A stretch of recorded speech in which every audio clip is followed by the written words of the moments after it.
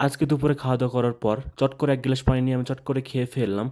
আসসালামু আলাইকুম এভরিওয়ান, আপনারা সবাই কেমন আছেন? আশা করি আপনারা অনেক ভালো আছেন। আমি আল্লাহর রহমতে অনেক ভালো আছি। আজকে দুপুরে খাওয়া-দাওয়া করার পর তারপর আমি নিচে নেমে যাচ্ছি। খাবারের যে টিফিন বাটি সেটা কিন্তু আমার হাতে এখনো আছে। তো সেটা এখনো কিসে বাঁধা আছে। যেহেতু খাওয়া-দাওয়া কমপ্লিট এর জন্য আমি নিচে উপরে ছিলাম, খাওয়া-দাওয়া করছিলাম উপরে। খাওয়া-দাওয়া শেষ হওয়ার কারণে আমি নিচে চলে আসলাম। তারপরে আমাদের মলের যে মসজিদ, এখানে সবাই যে নামাজ পড়ে, এটা হচ্ছে আমাদের মলের মসজিদ। তো এটা মসজিদটা অনেকটা সুন্দর। তো তারপর আমি মসজিদের ওখান থেকে সিঁড়ি দিয়ে নেমে চলে আসছি। তারপর আমি চলে আসলাম বাথরুমে।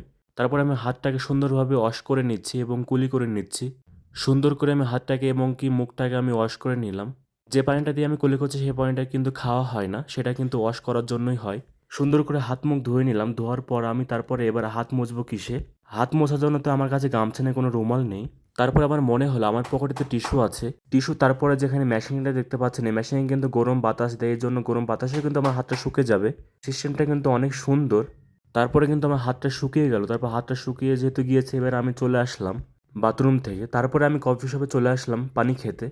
এই পানিটা কিন্তু পরিষ্কার এবং ভালো। এটা খাওয়া যায় পানিটা। তারপর আমি আলহামদুলিল্লাহ বলে পানিটা খেয়ে নিলাম। আমার পাশে কিন্তু বন্ধু ছিল, সে কথা বলছিল, এর জন্য তার কথা শুনছিলাম এবং কি আমি পানি খাচ্ছিলাম। তো এবার আলহামদুলিল্লাহ। তো ভিডিওটি পর্যন্ত, ভিডিওটা যদি ভালো লাগে থাকে অবশ্যই লাইক কমেন্ট শেয়ার করবেন। পরে ভিডিওতে কথা হবে। আসসালামু আলাইকুম।